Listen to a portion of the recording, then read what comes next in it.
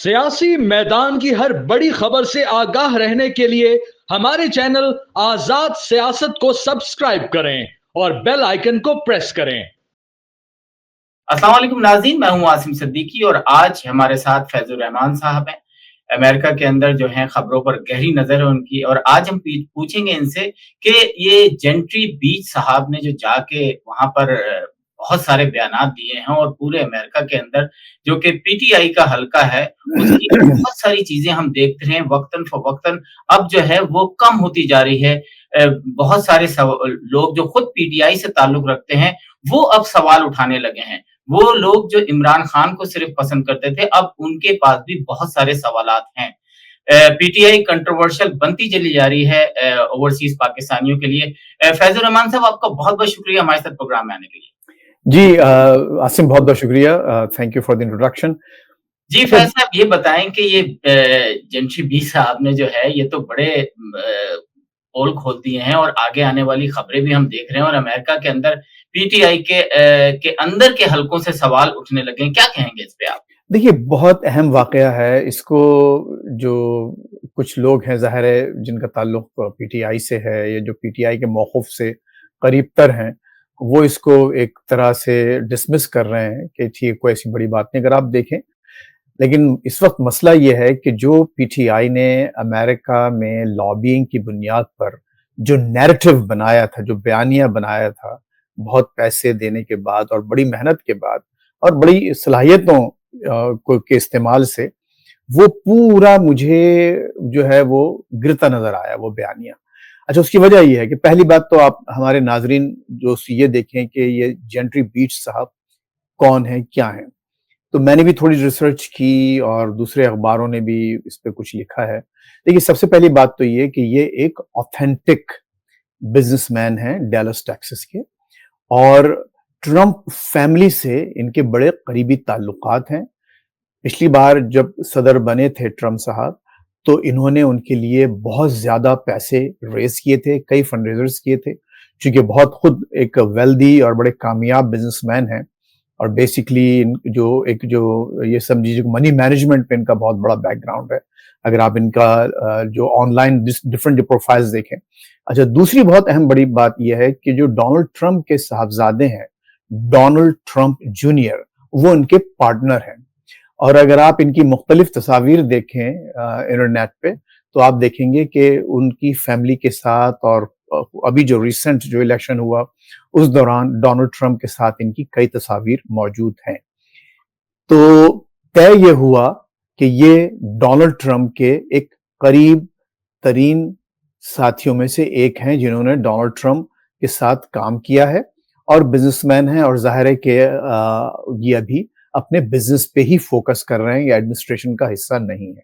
तो ये तो इनका बैकग्राउंड है और ऑथेंटिक बैकग्राउंड है, इसमें कोई शक नहीं। पाकिस्तान जब ये गए तो इनको, मेरा ख्याल ये है कि डोनाल्ड ट्रंप से की कुर्बत की वजह से इनको बेपनाह इंतहाई इंपॉर्टेंट प्रोटोकॉल दिया गया पाकिस्तान में। प्राइम मिनिस्टर साहब न सिर्फ खुद बनफ्से नफीस मौजूद थे, बल्कि ऑलमोस्ट उनकी जो पूरी कैबिनेट है जो फाइनेंसेस डील करती है और फॉरेन रिलेशंस, इसाक डार से लेके मोहम्मद औरंगजेब और दीगर वज़रा वहां मौजूद थे, और उन सब ने इनको बाकायदा बड़ी अच्छी एक ऑडियंस दी। अच्छा, अब असल जो वाकया है, इन्होंने कुछ ऐसी बातें की हैं वहां इंटरव्यूज में जो कि बहुत अहम है और उसको आप किसी तरह से डिसमिस नहीं कर सकते। और ये देखिए, एक जिम्मेदार आदमी है, ट्रंप के खानदान से करीबी ताल्लुक है, बड़े अमीर तरीन चंद लोगों में इनका शुमार होता है, पैसा है, बिजनेसेस हैं, कई बिजनेसेस के बोर्ड्स पर हैं, और जैसे मैंने आपसे अभी अर्ज किया कि मनी मैनेजमेंट इनकी एक एक्सपर्टीज है। अच्छा, इन्होंने जो कहा मैं मुख्तसरन आपके सामने रखता हूं आसिम।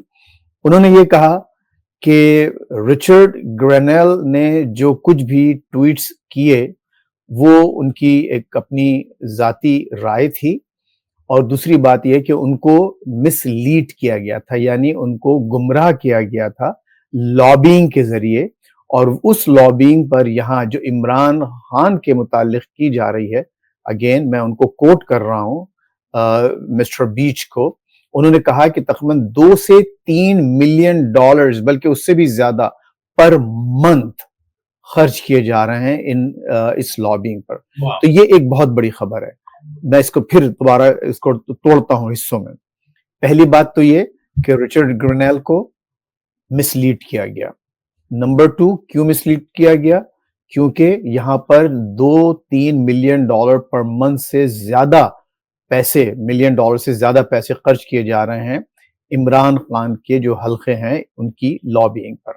اچھا اب آئیے، اب انہوں نے یہ کہا کہ اب مجھے یقین ہے کہ گرنیل اب مزید کوئی ٹویٹ نہیں کریں گے، اور وہ چونکہ ایک آزاد آدمی ہیں، ان کی مرضی ہے جو چاہے کریں، لیکن اب وہ کوئی ٹویٹ نہیں کریں گے کیونکہ میری ان سے ابھی ریسنٹلی بہت تفصیل سے بات ہوئی ہے اس موضوع پر، اور انہوں نے یہ کہا ہے کہ مجھے مسلیڈ کیا گیا.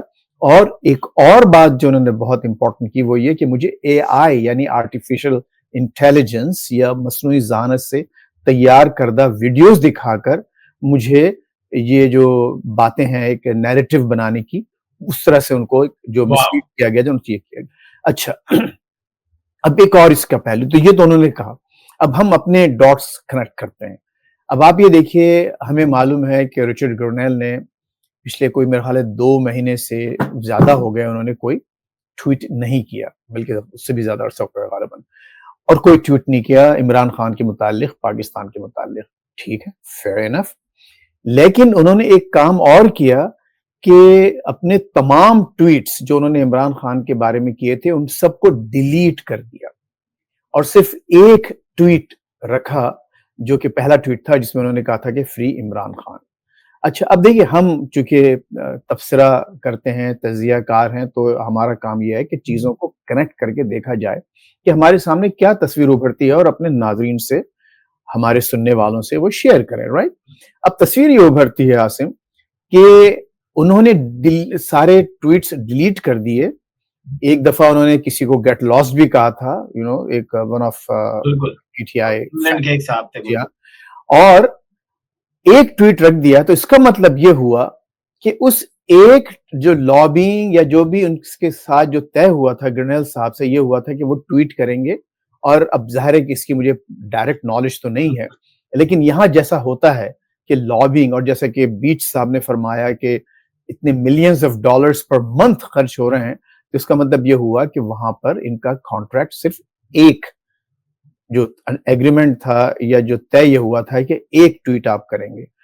تو انہوں نے اپنے اس ایگریمنٹ کا پاس کیا، اس کا بھرم رکھا دوسرے لفظوں میں، اور باقی تمام ٹویٹس جو انہوں نے ایک ریئیکشن کے طور پر کیے تھے کیونکہ ان کو ملینز اینڈ ملینز ویوز ملے. تو فیض الرحمان صاحب، یہ تو بڑی زبردست، مطلب ایک پاکستان کے اندر کہنا کہ جو چیز بتائی گئی، یہ تو بہت بڑی کامیابی ہے ایک طرح سے اس حکومت کی کہ آپ نے ایک ایسے شخص کی ٹویٹ ڈیلیٹ کروائیں اور اس نے یہ بتایا کہ ہاں مجھے غلط بتایا گیا تھا. کیا کہیں گے؟ اور یہ ان کے اپنے جو قریب ترین دوستوں میں سے ہیں، خود گرنیل کے، اور بلکہ ٹرمپ فیملی کے، اور ٹرمپ کے جو بہت ہی اہم بیٹے ہیں ڈونلڈ ٹرمپ جونیئر، جو کہ often he speaks on his behalf، ان کے ایک پارٹنر ہے. اچھا اب اس بات یہاں ہی ختم نہیں ہوتی.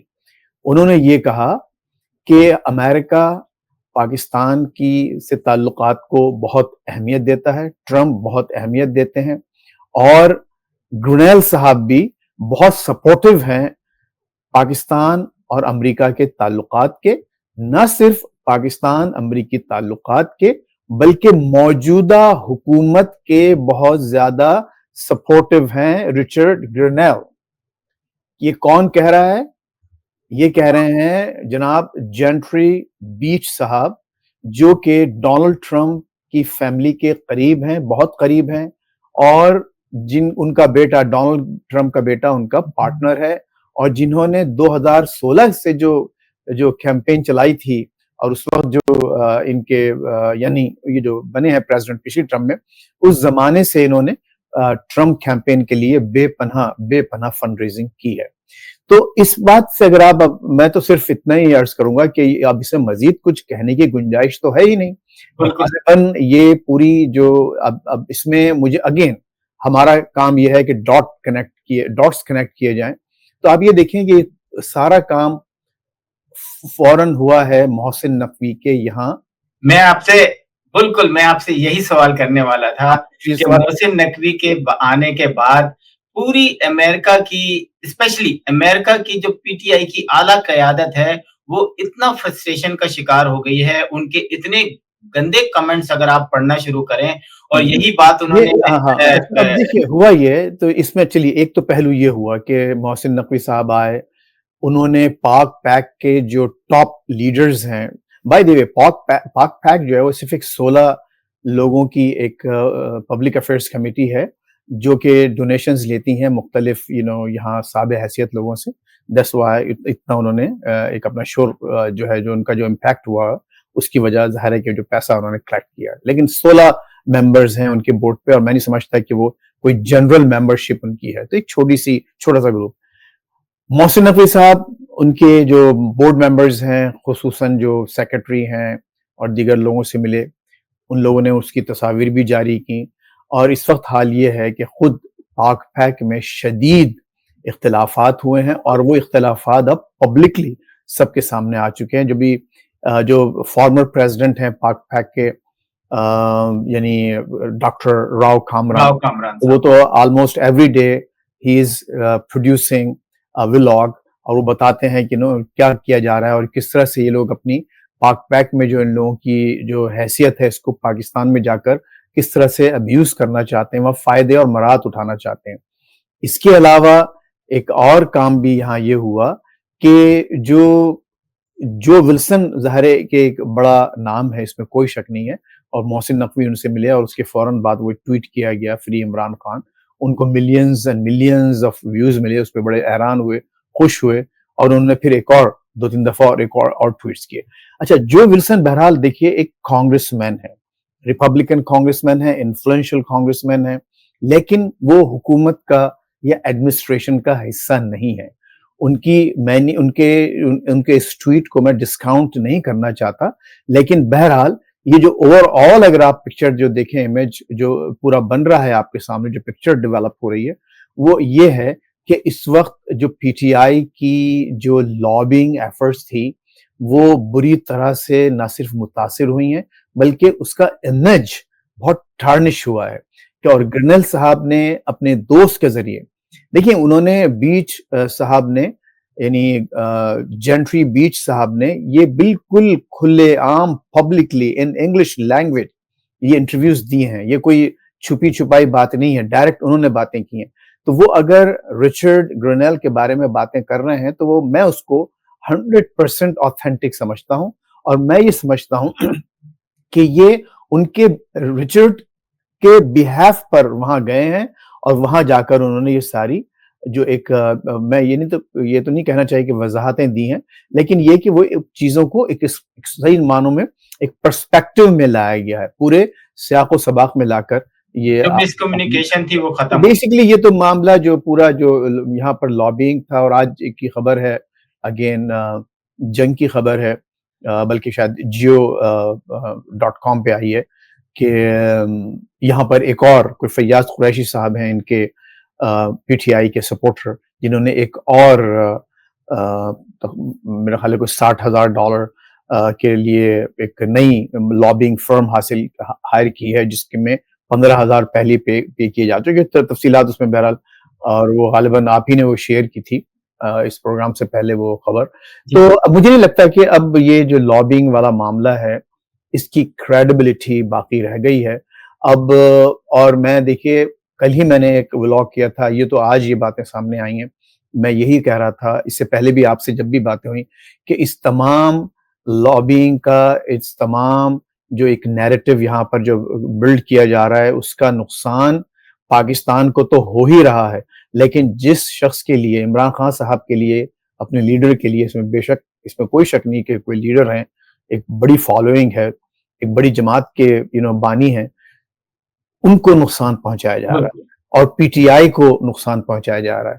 تو یہ آئی ہوپ کہ اب یہ تھوڑی سی سینٹی پریویل کرے اور لوگوں کی سمجھ میں آئے کہ معاملات کو اس حد تک لے جائیں جہاں آپ کے وہ کنٹرول میں ہوں. اب یہ نہ صرف یہ کہ ظاہر دیکھیے پاکستان کا نقصان تو ہوا ہے, انہوں نے جو باتیں وہاں جو کی ہیں जिस तरह से जिस अंदाज से किए हैं उससे पाकिस्तान का इमेज खराब हुआ है। डॉक्यूमेंटेशन बाकायदा एक परमानेंट उसमें आर्काइव्स में गई हैं, जब चाहे वो पुल आउट करके उसको पाकिस्तान को ज़ाहिर मतून किया जाएगा। तो लेकिन इसका कोई फायदा किसी को नहीं हुआ। हो सकता है कुछ लोगों ने अपने पैसे बना लिए यूट्यूब वगैरह पे जाकर, लेकिन अवाम को, पाकिस्तानी अवाम को, पीटीआई को, इमरान खान साहब को, खुद पाकिस्तान को क्या कोई फायदा हुआ? ज़िल्च, नादा। जी नाज़रीन, आज के लिए बस इतना ही। हम आपको इस प्रोग्राम के तवज्जुह से सिर्फ ये बताना चाह रहे हैं कि पाकिस्तान की जो सूरत-ए-हाल ओवरसीज़ पाकिस्तानी स्पेशली अमेरिका ने पेश की थी, वो इनके जो आला ओहदेदारान हैं, हमारे वाशिंगटन में ही मोहित पीरज़ादा और शहबाज गिल रहते हैं और ह्यूस्टन में और लोग रहते हैं, इतने फ्रस्ट्रेशन का शिकार हो गए हैं क्योंकि अब पीटीआई के अपने हलकों से इनके ऊपर बहुत सारे सवालात पूछे जा रहे हैं। और ये जो मिस्टर बी साहब का इंटरव्यू है, मेरा ख्याल है कि आने वाले दिनों में हम बहुत बड़ी तब्दीली ओवरसीज पाकिस्तानियों का देखेंगे कि जो तजलील पाकिस्तान की गई थी यहाँ पर, उसका सवाल अब पीटीआई वाले खुद अपने लोगों से पूछेंगे। आज के लिए बस इतना ही। फैजुर रहमान साहब को और आसिम सिद्दीकी को इजाजत दीजिए। खुदा हाफिज। बहुत बहुत शुक्रिया।